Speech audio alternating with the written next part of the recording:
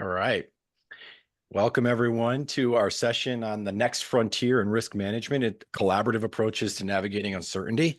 My name is Shannon Brewster, and I'm going to be your host slash moderator for today's session. And I'm really excited to be having a fireside chat here with Jen Cook, who is global leader of IRM strategy planning and governance at Manulife. And I'll let her introduce herself in a moment.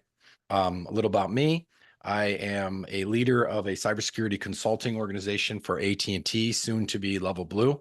I'm also the president of the ISC2 Los Angeles chapter and soon to be joining the global board of directors for ISC2 on January 1st.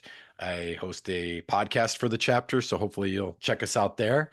But I'm really stoked to, have this conversation with Jen and get her perspectives on the next frontier in risk management. Jen, you want to introduce yourself? Absolutely. Thanks, Shannon. So hello, everyone. I'm Jen Cook. I am a global leader. As Shannon mentioned, I'm global leader of second line risk function at Manulife. I've been in the cyber risk and compliance space for over 9 years now. I previously held a chief information security officer role.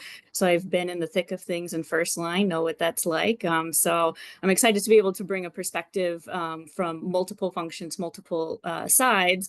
And before I got into cybersecurity, I was actually a practicing litigation attorney for a few years. And I was a classical musician for over a decade before that. So I will say one of the things that just foundationally, when we're talking about collaboration, innovation in every industry, and just how to collaborate more, that's something that's not unique to the cyberspace. But I'm very excited to get to dig into it and talk more about it from my own experiences. Yeah, I think it's going to be, I'm really excited. I've been looking forward to this conversation all week. I mean, your background is so unique, bringing together law and music and cyber. I've often noted there seems to be some type of a thread here with musicians and cybersecurity, but I can't wait to hear how you kind of pull that all together and show us what makes your perspective unique. So, Yeah. Jen, why don't you, so the human aspect is such a core component of risk management. How do you integrate the human element into your strategies, especially when you're dealing with a diverse range of stakeholders and teams? Yeah, it's a great question. And I love that we're starting here because I think first and foremost, when we get so busy and bogged down with the day-to-day of all of our jobs, it's hard to sometimes remember that the people we're working with and people we're trying to collaborate with, they're people too. We're all human, right? So it's really bringing it back to that personalized level that I find opens the door for the success for different types of collaboration, innovation, et cetera. One of the things that I definitely keep in mind when I'm bringing something to the table to someone else, if I need them to deliver something or if I need to ask them to do something, it's always remembering first that my priority may not be their priority. Right. And especially in larger, more complex organizations, that's even more so true when you're working cross functions or cross lines of defense. But ultimately, you're remembering that you're all there together and you're all there for the same ultimate goal. And similarly, what's urgent to you may not necessarily be urgent to them. And so asking them if you're presenting something, if you're asking for something, and you don't feel like you're getting the kind of reception or response back that you were hoping for, try to understand, ask them like what's going on. Is there something else on your plate that's distracting or that you need to do first? Figure out from that perspective. And that's another human element that I think about when I am working with folks. And ultimately, it's just about being respectful with each other. That comes down to even the simplest things of like calendar management and meeting scheduling. So one of the things that I always do, especially when the conversation is going to be more difficult, is I look at their calendars or I work with their executive assistants and I to check their calendars and say, when can I get in that's not going to take up the 15-minute break that they seem to have all day long? Because science shows that our brains can only hold so much. And if we're going back to back to back to back on things, our effectiveness in those meetings becomes less and less over time. So we as Yeah. humans need breaks in between conversations. And if I need someone's attention, I want to make sure that they're going to be able to give me that attention. And so it's things like not taking that 15-minute bathroom break from them that can Yeah. sometimes set the foundation for success. Yeah, I mean, we've been internally here at AT&T Level Blue just kind of experimenting with using default functions to start the meetings 5 minutes after the hour, and I can't tell you how Hmm. much I appreciate that Hmm. because of the back-to-back nature of most of our calls. Giving just baking in that 5 minutes after the hour, people will Yeah. really appreciate you. Yeah, Yeah. absolutely. And you think about like alignment, I think it's such an important thing. Kind of made me think of, this old classic book on how to win friends and influence people. If you really want something for somebody, you have to make them want it too, right? Trying to push your Mhm. priorities onto someone else. It's just usually not going to work out in the end. So I love how you brought that up. How do Yeah, you help your I oh, go actually ahead. I Sorry. want to I want to interject because you brought up a great point, which is another thing that, especially if you're new to a team, new to a function, new to a role, get to know the people around you who you're going to need to collaborate with before you actually need them. If the Yeah. first time we talk about this with networking when you're talking about career changes or job changes, right? But it's true for our day-to-day role and job successes as well. Like if you need to collaborate with someone, get to know them as a person first, and that creates again another stronger foundation for when you do need to go with something more urgent, more priority, or maybe difficult. I mean, just taking the time to build rapport, and Hmm. knowing what that person's going through. I mean, I can't tell you as a leader how many calls I get where someone's frustrated with someone else, and then I share, well, did you know they're going through a divorce, or did you know that their child is, suffering from a really difficult illness, and it Yeah. completely shifts, how they Hmm. were interpreting the signals that they were seeing because there was a slow response on an email or they were curt on a call. And when you Yeah. kind of bring that human element in, it makes it so much easier to work together, just be more Absolutely. understanding. Yeah. Absolutely. So how do you help your teams understand their own priorities and ensure alignment with the broader organizational goals? Yeah. The first step is know your audience. So you need to know who you're working with and what motivates and drives them. Um, if they're on your team, if they're reporting to you, get to know them as a person, understand what makes them tick and what they're interested in doing. And if you're talking about priorities with teams or functions outside of your direct line of reporting, then you need to understand what are their priorities, what are their organizational goals within their sector, and understand sort of what direction they're going. And to help kind of do that, ask a lot of questions. Hmm. And I always say, when you ask questions, listen to learn, don't listen to respond.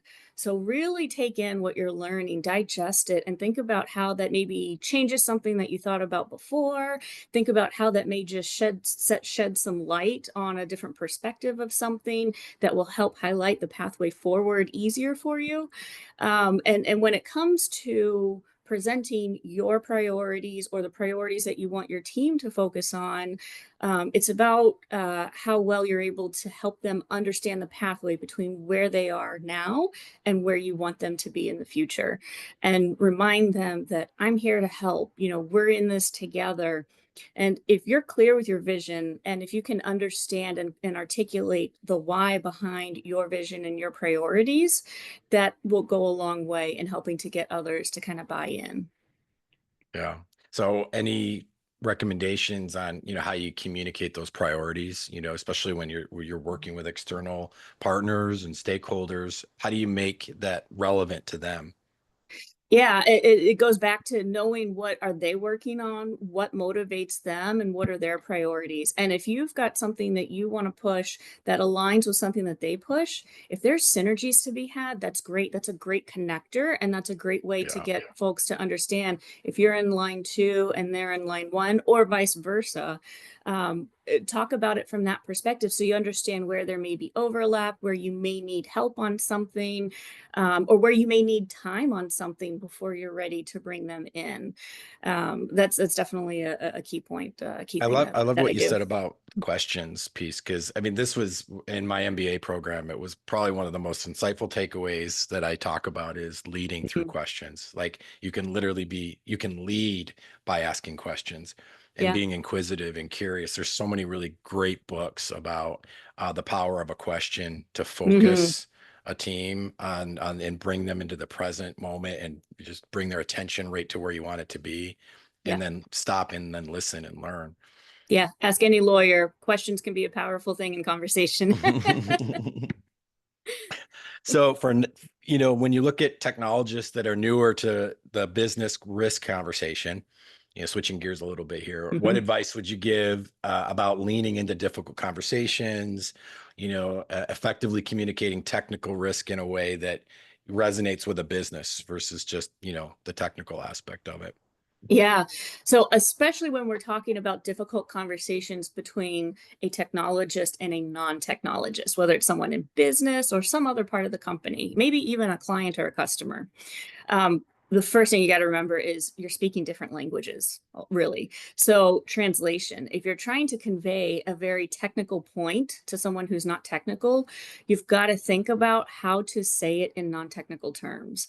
And so often I find if you've got something big and difficult to discuss, test it out on other people, test it out with a friend or someone else in the office who you know who doesn't understand in depth the way that you understand what you're trying to present, and ask them if the way you're presenting it makes sense to them. Mm, And be patient with the person on the other side who you're working with, because if you've ever been in a situation, I know when I travel abroad, I'm not great with foreign languages, and so yeah. I always have to remind myself, like, I need to be patient with myself. And I hope the other folks are being patient with me as I'm trying to work through different languages, speaking different languages in that sense. And it's the same way when we're talking about work and technology. Be patient and don't expect necessarily that something really deep and complex and highly technical is going to be easily conveyed in the matter of a half-hour meeting or a couple of back and forth emails. Be Yeah. prepared and ready to do a little bit now and come back a few days. Sometimes things need to digest, and people need an opportunity to think about things, to know what questions to ask to help them understand. So ultimately it's really, when there's a difficult conversation, it's about staying connected and staying motivated to find a shared understanding at the end of the day. Yeah. um, and part of that, I think, is reminding them through that process that you're a partner with them, you're a supporter, you're not here to tattle or tale or anything like that on them, but again, you're in this lifeboat together. Yeah. And an example of this was when I was leading a cyber regulatory compliance program, and I'm leading regulatory exams, and I've got regulators on the other side who don't speak technology, and I'm working with technologists internally who are the technical experts. My role there, is part of it, is to be that translator, to try to help one person understand the story that the other person is trying to tell. And ultimately, that's what it all comes down to. And it goes back to that human element, like Yeah. remembering, like, what we all know things and we all don't know things. And so it's Yeah. about figuring out how to connect those dots. Yeah, I mean, those are great examples. Can you think of is there any other like tactical examples you can show or talk about maybe to, you know, just an example of, maybe a big challenge that you had, you were able to overcome that way. Well, so another example, which I'm sure many folks can resonate with, is if you're making a pitch, whether it's a pitch to your boss or a pitch to a business partner and you're in technology, or any other kind of situation. If you've got a recommendation that you want someone else to make, I talked before about practicing and running it by other people to see if it makes sense. But the other thing is, if you're in that process, and I've done this before, like if I'm working with someone and I don't feel like that connection's being made, I don't feel like we're getting to a place of a shared understanding or alignment, that's where I go back and I tap into my network and I ask for help. And I think about, who else do I know? Who else do I work with that knows this person well, that can maybe step in and help? Maybe I'm missing something, I'm missing a part of the equation, and they can help me figure out how to adjust. Or maybe they have a recommendation of, this other person or this other team Mhm. might respond better if you approach it in this other way. And so, don't forget about the network of support that you have for yourself as well. It's not just you against them, but again, it's remembering when you're in an organization, especially if it's a larger, complex global organization, like, you really are all there together. It may feel adversarial and sometimes, but really it should be partnership. Yeah. And I think there's an element here too of just the fatigue of the constant, barrage. Like if I put it into from a compliance lens, right? These teams are being hammered for what Mhm. seems like a never ending revolving door of assessments and audits that they're constantly being asked for the Mhm. same Yeah. information, right? It's Yeah. like, Yeah. or yeah. Understanding what their pain points are, where their concerns are, what doesn't make sense to them. And then, if you're the expert on what you're presenting or what you're trying to convey, once you know what they're struggling with, then you can develop another pathway forward. Mhm. That's good. So, Yeah. in your view, what does good look like in an integrated risk management across people, processes, technologies? How would you define that? Yeah. Um, there's a lot of different things that I think can be indicators that you've got good integration going on.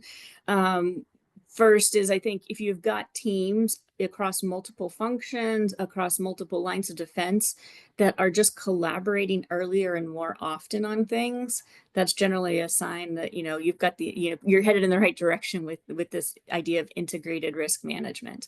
If it's always a us versus them, or a me first and then you kind of situation, that's not integration, right? Integration is bringing people together or bringing groups together that were previously segregated or separated. Mhm. So you've got to find ways to break down those barriers, and if you start to see more of those touch points somehow, some way, earlier and more often, I think that's generally a good sign. I think also when we're talking about processes, operational processes, technology systems, um, it's about thinking about what are downstream dependencies, what are other impacts of the things that me and my team are delivering. So Mhm. I've got my mandate, I've got my responsibilities. I can deliver everything in a silo, in a box by myself. But if I don't understand the bigger picture and I don't understand how what I'm doing may impact others around me, it's harder for me to figure out, do I need to adjust something, or to ask for help, or ask for something else that might make my job easier. So thinking about those dependencies and impacts, I think, are a way to get to integrated risk management. And ultimately, again, the more larger and the more complex your organization is, effective and increased communications become imperative. And that's going to come naturally if there is earlier and more collaboration happening. And that's going to come naturally if you're thinking about, how does what I do connect and impact other things going on across the company? And sometimes it can be a vulnerable thing to be open to new ideas and different perspectives, and maybe criticism of how you're doing or what you're doing certain types of work.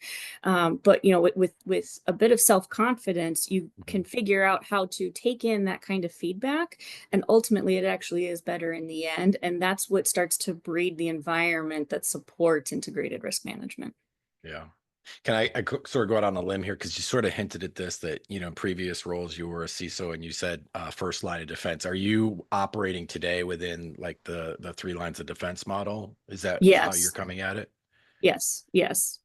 And so when we talk about this collaboration and the ability to drive an integration and getting people to talk, is that across those three lines of defense that the way that you're looking at? Is that a helpful way to approach that?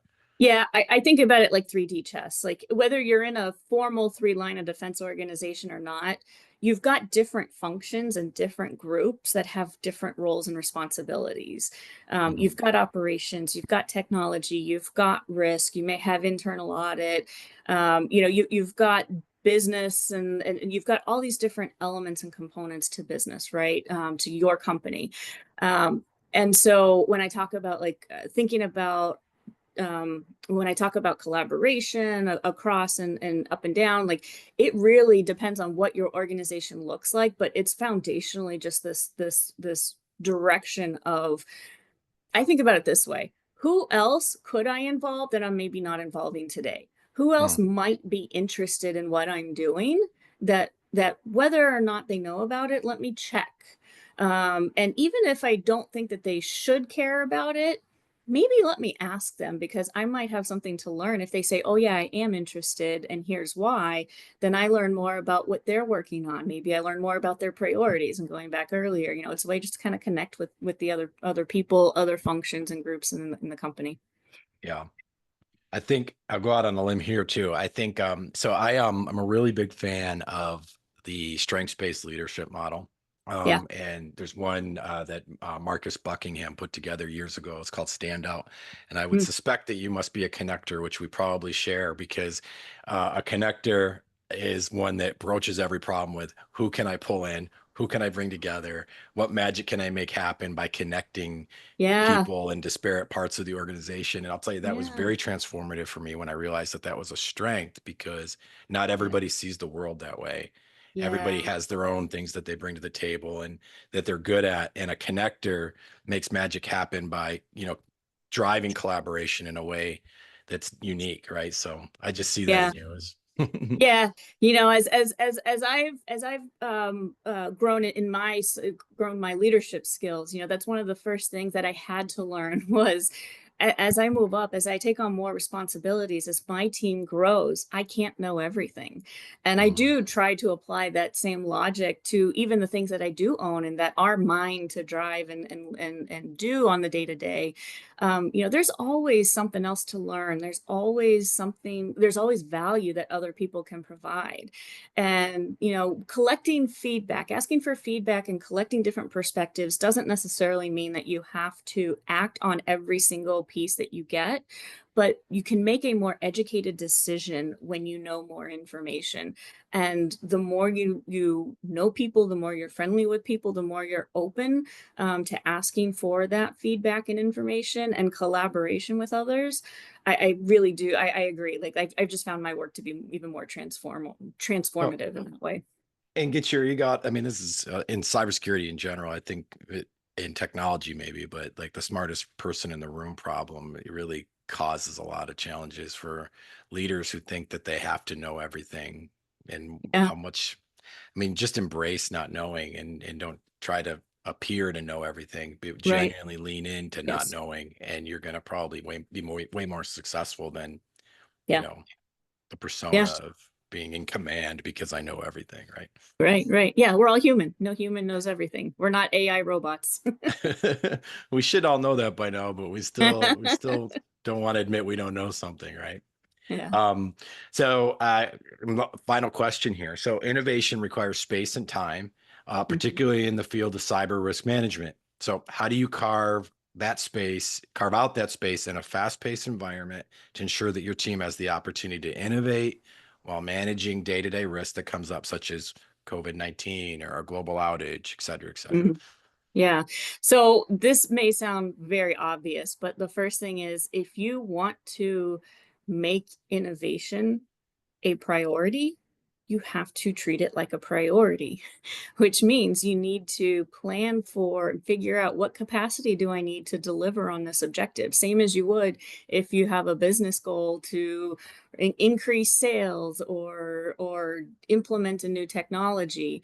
If innovation and growth and maturity is a goal or objective of yours, you've got to prioritize that time. I literally blocks of time in my calendar and I protect it fiercely. And it's a matter of not necessarily saying this priority is above every other priority of mine, but when new stuff comes up, and I really do this, and it's a skill and it's a habit that you just kind of learn and start to internalize. But when new stuff pops up, you've got to reassess your priorities and you say, okay, where does this fall in the scheme of things? If this is going to conflict with what I had previous planned for some research time towards this innovation goal, Right. um, should it disrupt that priority of mine, and if not, then it goes to managing expectation of others. And so if you get an ask in and they want something tomorrow, maybe talk to them, just be honest with them and genuine and say, look, I've got this other thing, I think this is a priority that I need to focus on.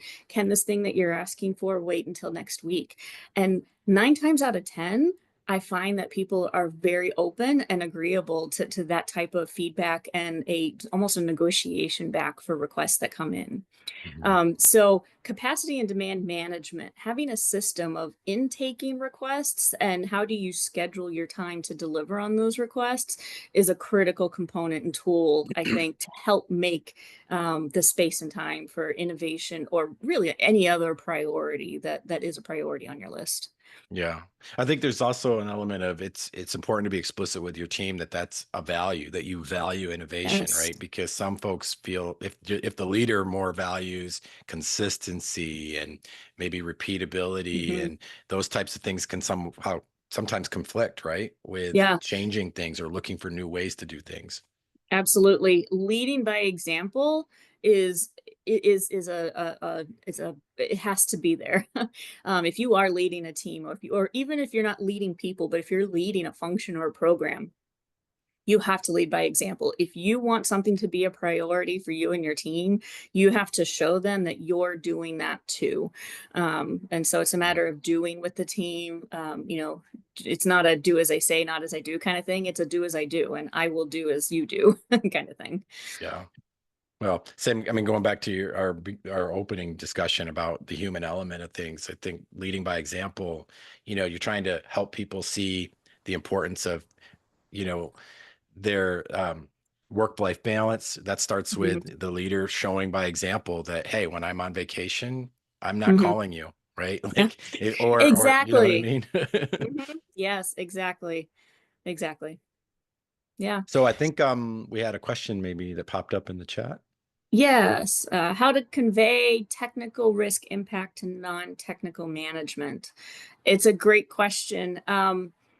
And I can give my 2 cents, but then Shannon, I'm also curious what your perspective is on this as well. So for me, it's first making sure that you really understand what it is that you're presenting on. Um, Mhm. you need to make sure that you know the ins and outs, the pros and cons, the lefts and rights, and the potential questions that someone might ask about what it is that you're trying to convey. We talked earlier about you need to translate, you need to be able to turn non-technical terms or technical terms into non-technical terms.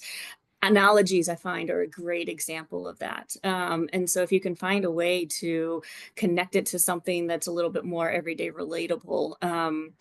So yeah, I don't want to say sports. Everyone kind of jumps to sports, but that Right. is a common go-to. And of course, you need to make sure that the other person you're working with understands and knows that sport too. Otherwise, again, you're still just speaking different languages. But using analogies and ultimately boiling it down to a storyline. I also find that's another good tool is if you can convey your idea as a story, be a storyteller. That'll help, because again, stories are generally easier for people to connect with, and it Yeah. also can help, yes, steer away from the really technical stuff. Yeah, and I think it's so easy for technical folks to, speak in a way that they think they're coming down and they're still nowhere down at the level they need to be. And it's not an insulting thing, but this is cliche, but remove all of your acronyms. If you're talking about a Yes. threat actor, don't talk about an APT. No, they don't know what you're referring to, right? Yeah. But really, maybe to your point, telling a story, this is how our environment would get compromised, and tell it in plain language. And instead of throwing out terms like the MITRE ATT&CK framework, no one is going to know what Right. you mean. And we might assume that we're conveying our point with credibility, but we're actually losing people because they can't keep up with what's being said. So Yeah. I love the idea of, telling it in the form of a story. And Yeah. yeah. And going back to the why is this thing that you're conveying important? If there's controls that you're trying to implement that may impact the user experience, why would you impact the user experience? There's probably a reason. Like, is it data protection? Is it well, would we rather deal with, we always say cybersecurity is not an if but a when, so if it Mhm. if if the unspeakable happens, do we want to be dealing with someone's personal data being lost, or do we want to find a way forward on how can we meet both objectives? And again, it's a partnership, and I always think about it like a negotiation as well. And so kind of start there and go in with it in that mindset. Yeah. And I think distilling it down to, I mean, obviously come with data. I mean, frame things in it from a data driven perspective, but also in a way that people can relate to, maybe Yeah. quantify impact in terms of cost in Mhm. downtime. People can follow that, right? And so Yep. that's more meaningful. What would the impact be if you couldn't use this service as an example for X amount of time, right? Yeah. And could we quantify that in dollars? Yeah. Yeah. Everyone Exactly. understands dollars. Yes. It's all business, right? Well, I do think we're at time, but I've thoroughly enjoyed this time together, Shannon. Thank you so much for the Yeah, conversation. likewise. I enjoyed getting to know you better and appreciate everybody tuning in. Yes, agreed. Thank you all.